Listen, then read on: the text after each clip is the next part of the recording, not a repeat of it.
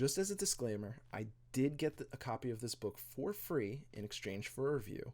It didn't impact my thoughts or feelings in any slightest bit, but I'm pretty sure I'm supposed to say that. So, The Worm and His Kings by Hailey Piper is a cosmic horror novella about a young woman named Monique who is looking for her missing girlfriend, Donna. The premise itself is pretty simple. After a series of unfortunate and, from what I could gather, because it wasn't really, it was just alluded to, mostly homophobic events, the two end up homeless.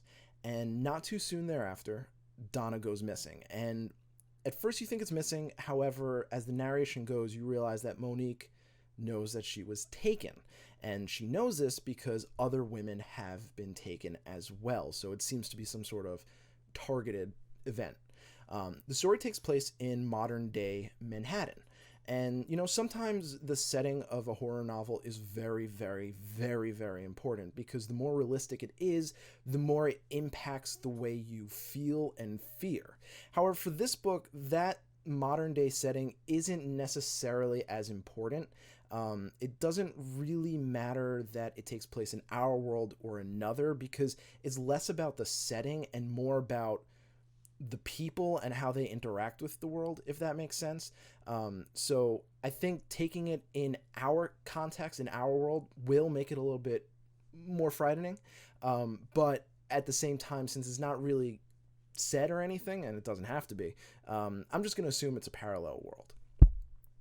That said, most of it takes you on, actually all of it takes you on Monique's journey into the strange looking for Donna. And honestly, the lore that is built up, the mythology, the whole idea, concept behind this book is really, really fascinating. And I really like how Hailey went in and not even just told you what the lore was. There was some expositional sections in this story, for sure. I mean, that's kind of what happens with a lot of books that have their own mythology. But the way it was presented was pretty well done. And I really like the lore that was built up here. I don't know if any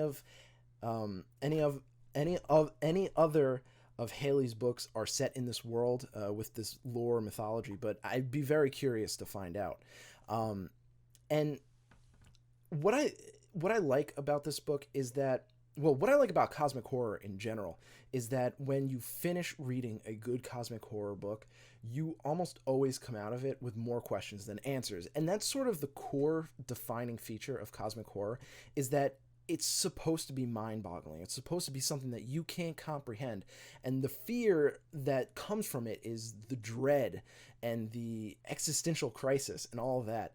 And I think this does a really phenomenal job of tapping into that, because I did come out of this book thinking, well, what about this? What about this? And while the important questions were answered, such as the why did this happen, or just why did this happen, pretty much, you do get the answers you need in this book, which is good, because sometimes cosmic horror leaves all the questions unanswered, and that's not as satisfying as leaving the weirder questions unanswered, like, where did this cosmic horror lore come from? What is this mythology about? Like, all that. So it does answer the good and very important questions, but it does leave enough for you to sit and think about at the end, just like, I want to know more, you know? And that's why I love these kinds of books. And it was a fantastic read. But the lore that's spread out across the story, you know, sometimes subtle, sometimes obvious, like I said, is great. And I can't really get too much into the book because it is, I believe it was only, I'm going to flip through right now, is only about 114 pages. So I can't exactly get into much more detail than that without spoiling characters or events or anything like that.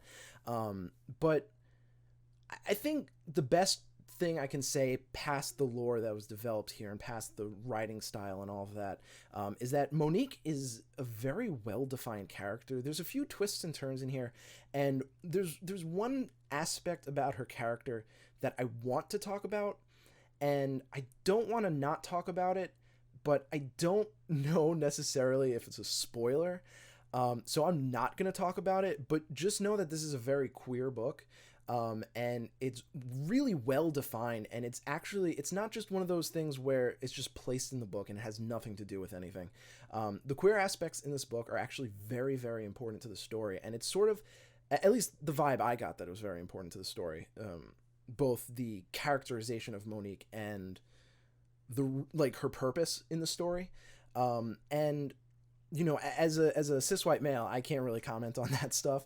But I do really appreciate how the book went into it, and just how it was explained, and how it really tied in, because I don't really see that very often, how important that is, and I'd like to see that more often.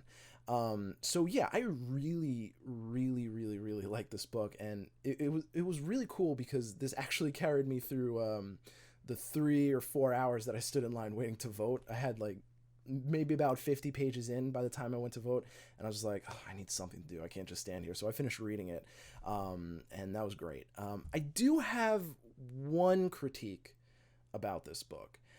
Now, obviously a whole review about a book is my opinion. That obviously makes sense. And this might be more of I feel like when I do reviews, I tend to do nitpicks a little bit more than actual oh, this was really bad, because generally I can see that some books aren't bad in a way because of these, and to me it feels more of like a nitpick.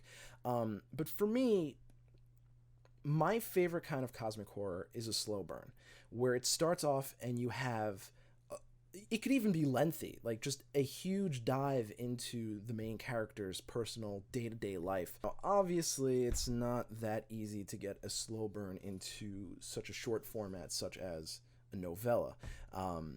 So it's not really a fault or a critique of the story. I just think that perhaps if the interspersed throughout the book are sort of flashbacks, and we get sort of like a comparison of previous life, current life.